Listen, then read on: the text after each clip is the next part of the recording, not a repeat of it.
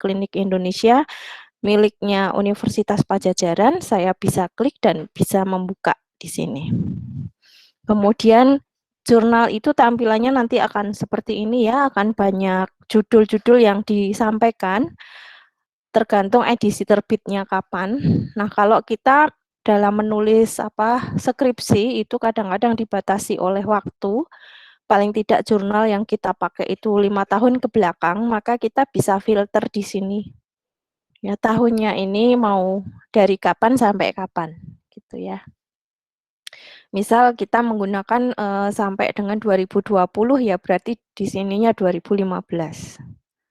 Nah, itu salah satu upaya untuk membatasi supaya artikel atau judul artikel yang kita search itu tidak jauh tahunnya gitu. Jadi masih tahun-tahun yang mendekati tahun sekarang. Nah, kemudian biasanya nanti juga akan ada penawaran untuk kita itu ceknya melalui Google Scholar. Ya. Jadi di judul-judul ini akan ditawarkan apakah kita mau melewati Google Scholar atau mau langsung ya. Tapi kalau publisher yang saya buka ini kita ditawarkan melalui check-in Google Scholar. Ya, jadi tinggal adik-adik nanti klik di Google Scholar-nya. Nah, kemudian nanti salah satu ya, misal kita buka Google Scholar nanti. Nah, ini Google Scholar-nya kita buka. Kemudian kalau misal kita klik, nanti akan ada tampilan seperti ini. Jadi ini masih miliknya Jurnal Farmasi Klinik Indonesia yang tadi saya sampaikan. Ya, jadi yang perlu diingat, jurnal farmasi klinik tidak hanya satu, tetapi ada banyak sekali. Adik-adik bisa mencoba ya, melihat jurnal farmasi klinik yang lain gitu. Kalau ini yang miliknya Unpad, tapi ada juga yang lain. Nah, kemudian seperti yang pernah saya sampaikan ya, kalau misal kita download dan kita punya aplikasi manager reference ya, untuk mengatur pustaka kita di dalam laptop kita, yaitu kita mendownload software seperti Mendeley ataupun Zotero, ini akan memudahkan dalam kita menyimpan. Ya, jadi kita punya perpustakaan yang sifatnya digital di dalam laptop kita. Gitu. Jadi nggak harus Zotero ya, kalian boleh pakai yang Mendeley gitu. Kalau Zotero ini lebih memakan pulsa ya, memakan data itu lebih banyak gitu. Tapi kalau Mendeley lebih fleksibel. Oke gitu. Nah, kalau misal kita ditawarkan ya ini dari Jurnal Farmasi Indonesia tadi itu kerjasamanya kan dengan Mendeley. Ya, kalau dengan Mendeley nanti akan ditawarkan apakah file itu akan di-download masuk langsung ke dalam Mendeley atau tidak. Gitu. Tinggal kita ikuti, kalau iya ya nanti akan langsung masuk, tapi kalau tidak ya kita akan masuk ke dalam download ya, file download. Jadi kita masih harus memfilekan sendiri gitu.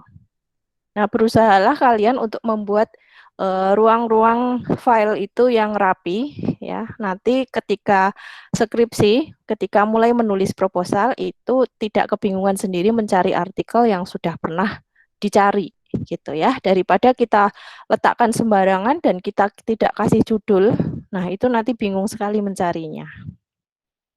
Ya, kalau ini foldernya, folder itu bisa kita kasih nama kan. Kalau folder ini sesuai kebutuhan kita ya. Jadi untuk ini misalnya saya punya folder peptic ulcer ya, jurnal-jurnal terkait dengan peptic ulcer akan masuk ke sini gitu. Ini kalau molekuler nuts ya akan masuk ke sini. Kemudian kalau tentang prosedur PCR akan masuk ke sini ya. Jadi ini punya saya. Gitu. Oke, lanjut. Saya lanjutkan. Nah, kemudian kalau yang bahasa Inggris atau jurnal yang sifatnya internasional, kita bisa mengunjungi Lancet ya, selain PubMed gitu. Jadi ada The Lancet ini bisa kita gunakan untuk mencari artikel yang terpublish secara internasional gitu. Jadi misal kita membutuhkan review ataupun kita mau menuliskan skripsi, tetapi kita membutuhkan artikel yang sifatnya itu terpublish secara internasional, kita bisa masuk ke Lancet ya untuk penelitian-penelitian yang terkait dengan medis ya, yang terkait dengan farmasi klinis, kedokteran ya itu bisa kunjungi Lancet ini. Ya. Di sini ada banyak sekali penawaran jurnal, tentunya kita harus search berdasarkan keyword yang kita inginkan. Kebutuhan kita apa. Dan keyword itu kita coba-coba ya. Artinya jangan putus asa kalau memang belum menemukan gitu karena itu butuh semangat yang tinggi untuk bisa mencari sampai kita dapat artikel yang sesuai dengan kebutuhan. Gitu. Jadi kadang nyari satu nggak ketemu terus udah pindah seperti itu. Nah, akhirnya nggak dapat-dapat. Atau mungkin ketemunya sama yang berbayar terus menyerah ya, itu yang kadang terjadi ya. Oke. Nah, ini ya misalnya saya membutuhkan data tentang metformin dan adverse reaction, mungkin saya mencoba pakai boolean n ya. Boolean ya. Nah, kayak gitu. Kita coba ya. Ternyata keluar ada 2 jurnal kan lumayan ya. Kemudian kita buka lalu kita baca. Kalau misal hari itu tidak sempat membaca, kita download dulu. Tapi download itu juga harus kita kasih nama, kita simpan dalam file yang rapi gitu. Oke, lanjut ya. Nah, ini yang PubMed ya. Yang sangat umum adalah, dan saya cukup menyarankan, artinya kalau memang adik-adik itu kebutuhan jurnalnya adalah tentang yang obat yang ada kaitannya dengan medis ya, dengan pasien, dengan farmasi klinis itu ataupun biomedical itu bisa masuk ke PubMed. Ya. Jadi National Library of Medicine itu ke PubMed. Siapa yang akses PubMed tidak hanya farmasis ya, ada orang biologi, ada kedokteran ya, banyak sekali para dokter yang mengakses PubMed ini gitu. Dan yang ditawarkan cukup banyak, tidak hanya jurnal berbayar tapi banyak juga yang gratis. Ya, jadi jangan khawatir tidak menemukan. Nah, misal kebutuhan saya adalah community farmasi, tinggal saya search aja community farmasi. Itu ya, farmasi komunitas. Kalau misalnya adik-adik itu membutuhkan jurnal yang terkait dengan kebijakan pengobatan di negeri sendiri, misalnya di Indonesia. Nah, misalnya apa ya, rasionalitas pengobatan A di rumah sakit mana gitu ya. Nah, itu mungkin akan lebih banyak kita mencari di jurnal yang milik kita, yang Indonesia gitu. Tetapi untuk mencari latar belakang kan kita harus mengembangkan sayap, tidak cuma untuk di Indonesia. Karena itu kita perlu juga bermain yang jauh, cukup jauh ya, yaitu ke jurnal yang terpublish secara internasional. Gitu. Nah, ini yang saya tawarkan adalah PubMed. Gitu. Jadi mau pergi sejauh apa itu tergantung kebutuhan. Nah, kalau misalnya ini contohnya ya, penelitian-penelitian yang terkait dengan diabetes mellitus, mungkin kita membutuhkan data tentang efikasi atau kemanjuran pengobatan metformin pada diabetes, ya kita bisa menggunakan keyword seperti ini, ya nanti akan keluar. Nah, ini yang free artikel berarti dia gratis ya, bisa diakses full text, full gitu, mulai dari abstrak sampai dengan apa namanya, sampai dengan kesimpulan itu akan di fullkan semuanya gitu. Apakah yang tidak ada free-nya itu kemudian pasti berbayar? Belum tentu ya. Tetap kita harus melihat, harus diklik supaya kita tahu apakah ini berbayar atau tidak.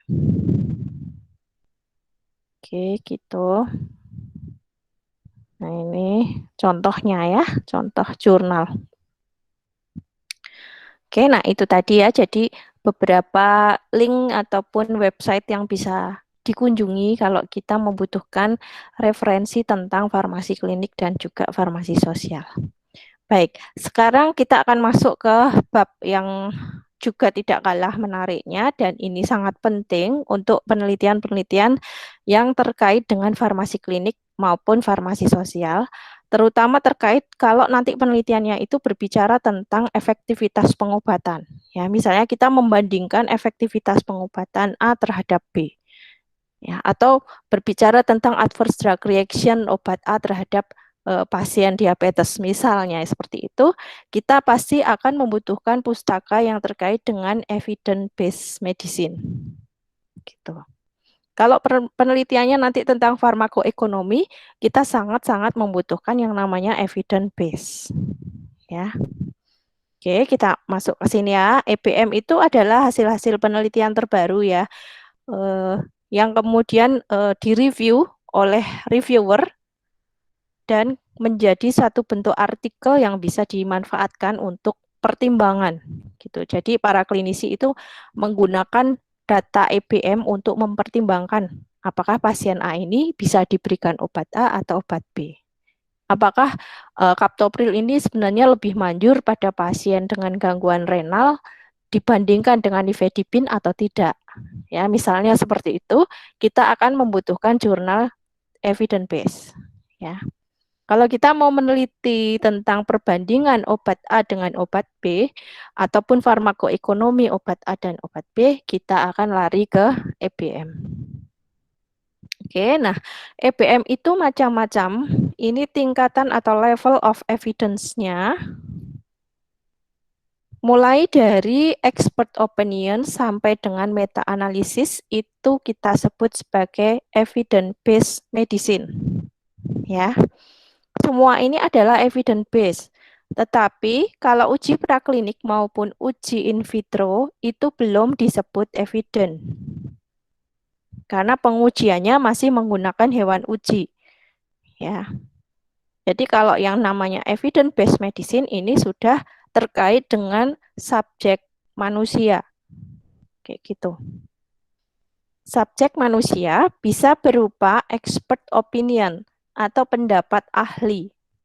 Misalnya Profesor A menyampaikan bahwa daun kecibeling dapat digunakan untuk meluruhkan batu ginjal. Tetapi tidak dalam rangka penelitian dia ngomongnya itu, hanya karena dia pernah membaca suatu literatur. Nah, itu disebut expert opinion. Ya. Kemudian kalau dia menerapkan itu ketika praktek terhadap 10 pasien misalnya, tapi tidak dikonsep dalam penelitian, maka itu disebut clinical experience. Intinya subjeknya manusia gitu. Apakah itu bisa digunakan untuk evidence based? Bisa ya, tetapi dengan level terendah yaitu level 4. Kemudian ada yang disebut dengan observational study. Ya, kalau observasional adalah mengobservasi data. Ya, datanya apa ya? Datanya itu subjeknya pasti manusia. Ya, subjek risetnya adalah human, yang manusia.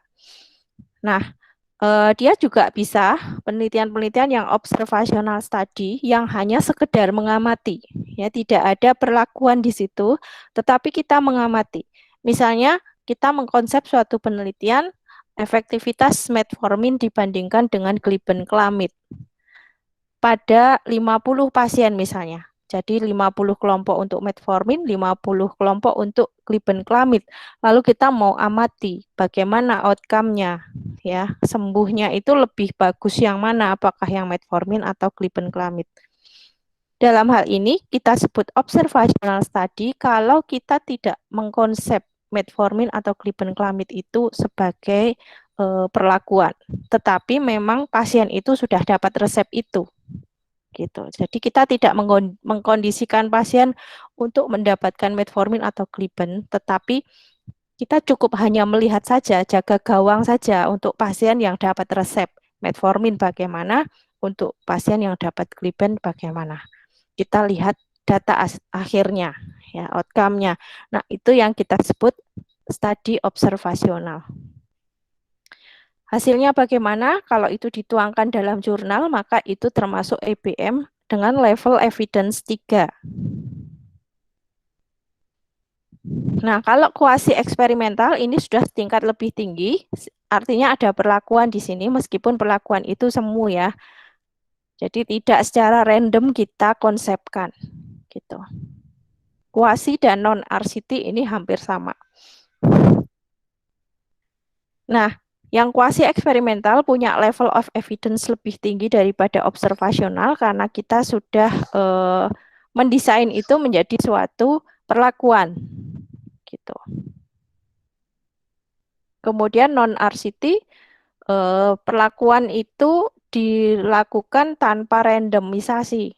Jadi adanya sampel berapa, yaitu yang kita kasih obat gitu.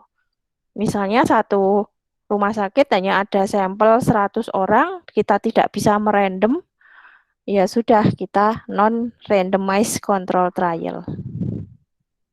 Dan tidak ada kelompok kontrol di sini. Kemudian kalau yang randomized control trial, ini sudah konsep uji klinik ya. Jadi pengujian atau eksperimen itu puncak tertingginya adalah RCT ini ya. RCT Randomized Control Trial.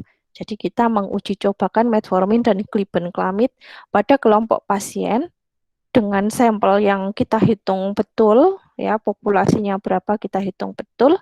Kemudian sistem pemberiannya adalah random ya. Siapa yang dapat gliben, siapa yang dapat metformin itu baik peneliti maupun pasien itu tidak tahu. Ya, dia dapatnya apa gitu. Jadi itu disebut random. Nah, data-data RCT ini adalah kategori 1B.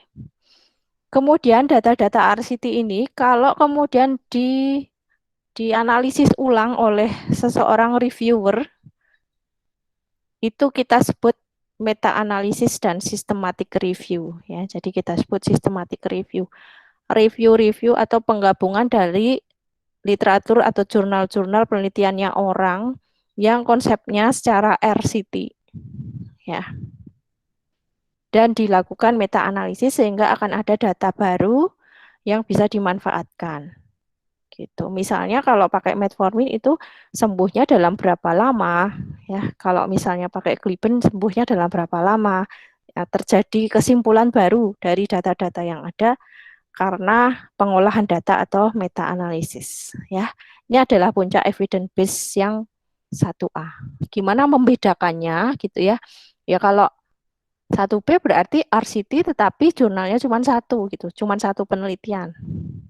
Kalau meta analisis berarti jurnal-jurnalnya banyak gitu tetapi direview menjadi suatu data baru atau meta analisis. Ya, kayak gitu. Mana untuk skripsi yang dibutuhkan semua level ini bisa kita gunakan. Yang penting adalah ketika kita mensitasi itu tidak melupakan siapa penulisnya dan kita harus menulis itu di dalam bibliografi. Seperti itu. Ini desain ya. Kenapa saya sampaikan? Karena kalau kita mau cari jurnal EVM, otomatis kita itu harus paham dulu ya desain penelitian itu seperti apa gitu. Jadi silahkan nanti belajar sendiri untuk desain penelitian ya atau mungkin di metodologi penelitian juga diberikan kuliahnya ya tentang observational study, bisa bersifat deskriptif atau bisa bersifat observasional itu analisis gitu.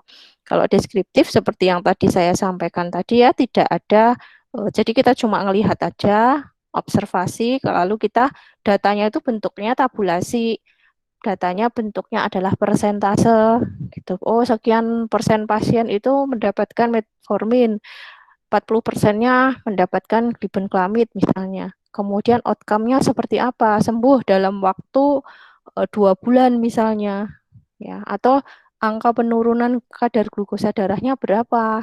Nah, kita cuma nulis lalu mentabulasikan data, ya itu deskriptif. Ya. Jadi kelihatannya simple, tetapi kalau itu dikerjakan secara teliti, secara betul dengan kaidah penulisan yang betul itu juga tidak bisa disepelekan ya. Data-data observasional itu sangat penting. Kenapa? Karena ini semakin ke atas menjadi akan semakin betul kalau landasan yang paling bawah ini juga betul. gitu ya. Jadi riset itu bisa dilanjutkan sebenarnya.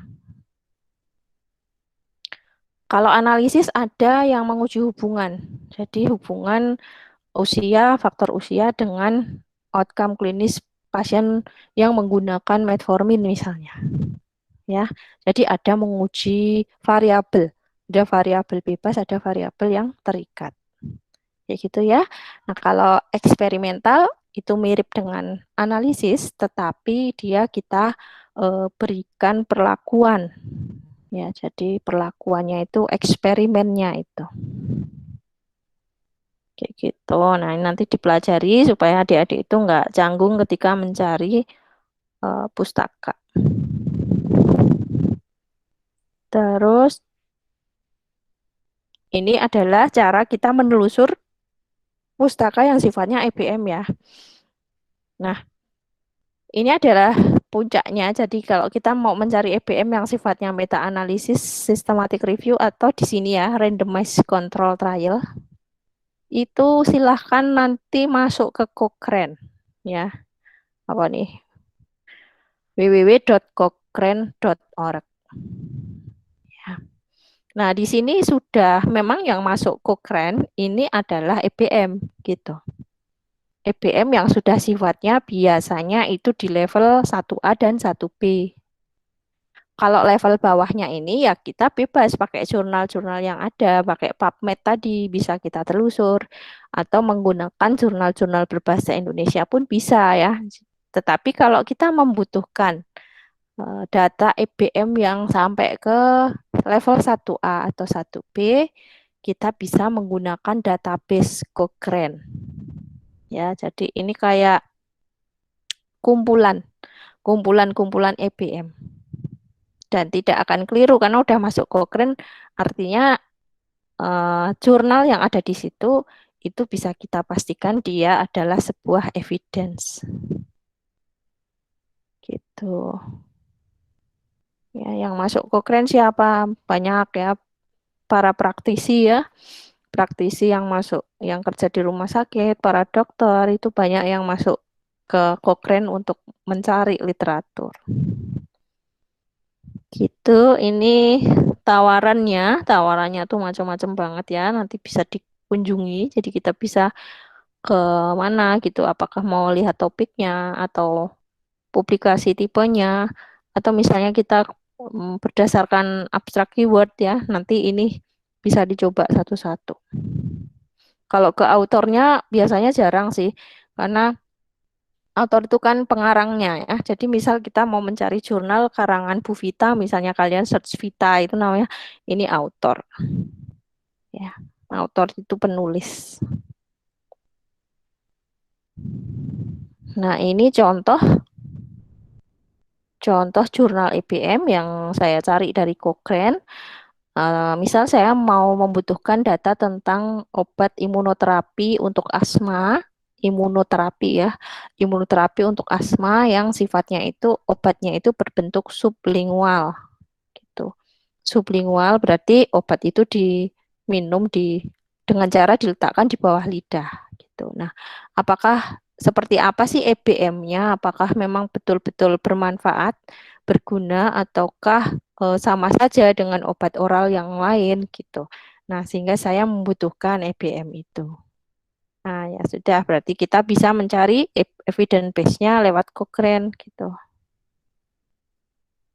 Ini hanya contoh ya, nanti kalian bisa cari yang lain. Nah, ini tadi contohnya main research-nya itu bisa kalian baca ya. Jadi di memang apa teorinya kita baca dulu dari awal tuh judul ya. Judul kemudian untuk mencari supaya cepat ya, itu kita ke result ya, ke kesimpulan. Tetapi kan pasti kalau mau baca kesimpulan tuh kita harus tahu dulu tujuan kita itu mau nyari apa. Jadi seperti yang saya sampaikan minggu lalu, buat batasan ya. Saya tuh butuhnya tuh tentang apanya gitu. Apakah efikasi, apakah tentang ADR atau yang lain ya. Supaya kita nggak kemana-mana dalam mencari waktunya 3 jam nggak ketemu, nggak dapat jurnal yang dibutuhkan, malah kita googling yang lain ya, searching yang lain. Nah, seperti itu tidak efektif dalam penelusuran pustaka. Jadi kita memang baca itu bisa di langsung main resultnya. Nanti kok jurnal itu kira-kira sesuai dengan kebutuhan, jangan lupa segera di-download dulu dan disimpan gitu ya. Tapi kalau tidak sesuai kebutuhan ya ngapain gitu ya. Jadi pertama memang kita cek judul, judulnya kira-kira masuk nih. Nah, kita baca result. Kalau sudah, kalau memang sudah pas baru kita baca keseluruhannya. Kayak gitu ya. Nah, terus kita mau cek apakah jurnal yang dimaksud ini termasuk RCT atau tidak, kita bisa melihat dari sini ya. Nah, ini. Jadi jurnal EPM ini dia menggunakan metode randomized control trial. Nah, dia menggunakan perbandingan ya, mengevaluasi sublingual imunoterapi dibandingkan dengan placebo. Placebo pada pengobatan asma. Jadi kalau randomized control trial di random ya, nah nanti sifatnya bagaimana ya? Kalau double blinding artinya pasiennya ini nggak tahu apakah dia mendapatkan yang sublingual imunoterapi atau mendapatkan placebo gitu. Ya, jadi kalau kita mau lari sedikit ke metodologi, apakah sublingual imunoterapi harus selalu dibandingkan placebo? Tidak ya. Sublingual imunoterapi bisa juga kita bandingkan dengan yang non sublingual terapi. Jadi sublingual itu obatnya ditaruh di bawah lidah, ada kelompok lain yang mungkin sama-sama menggunakan imunoterapi tetapi obat oral biasa gitu. Nah, itu bisa kita bandingkan efektivitasnya. Gitu ya. Kan udah semester 4 ya, jadi udah punya sedikit gambaran atau rancangan nanti semester depan mau proposalnya tentang apa ya. Adik-adik bisa mulai banyak search literatur di sini. Ya, jadi inilah topik-topik yang juga sekalian saya bisa sampaikan yang terkait dengan farmasi klinik maupun farmasi sosial ya. Jadi terkait dengan apa namanya evaluasi ya, evaluasi efektivitas pengobatan pada pasien. Seperti itu. Jadi nggak pakai hewan uji, tapi kita mengamati respon yang diberikan oleh pasien ketika dia mendapatkan obat. Itu adalah penelitian kita yang tentang farmasi klinik dan sosial. Seperti itu. Oke, ini ya. Jadi jangan lupa aku keren. Kalau misalnya kita mau masuk butuh yang apa namanya Lancet juga bisa. Di sana juga ada apa namanya banyak ya tentang evidence base. Hanya kalau Lancet ini tidak khusus tentang EBM, tetapi kalau yang ini, yang Cochrane ini memang mengkhususkan diri sebagai media untuk kita mencari evidence base. Nah, kira-kira itu ya untuk materi hari ini yang bisa saya sampaikan. Sudah habis materinya. Silakan kalau mau ada yang ditanyakan, nanti saya akan kirimkan tugas ya untuk disubmit minggu depan sebelum kita masuk ke pertemuan 11.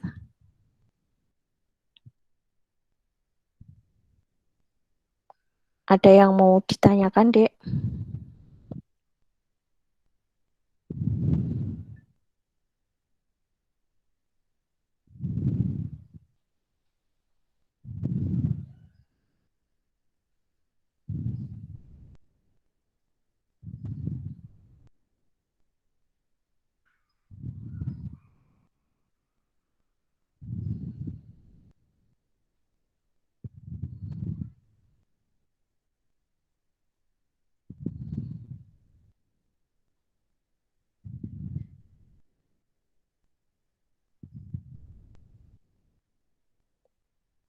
Baik, saya kira kalau nggak ada, ini saya close dulu ya.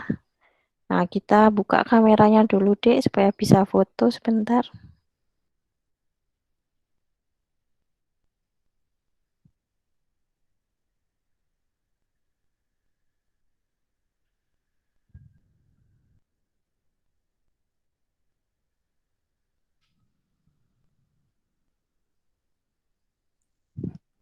Oke, foto sebentar ya.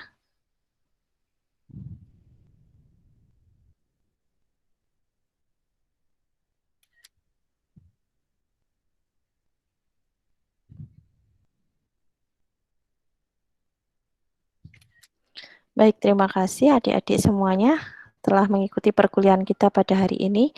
Jangan lupa habis ini cek lagi ke Google Classroom ya, ada tugas di sana. Bisa kalian mulai searching literaturnya dan kemudian nanti disusun lalu submitnya sebelum pertemuan ke-11.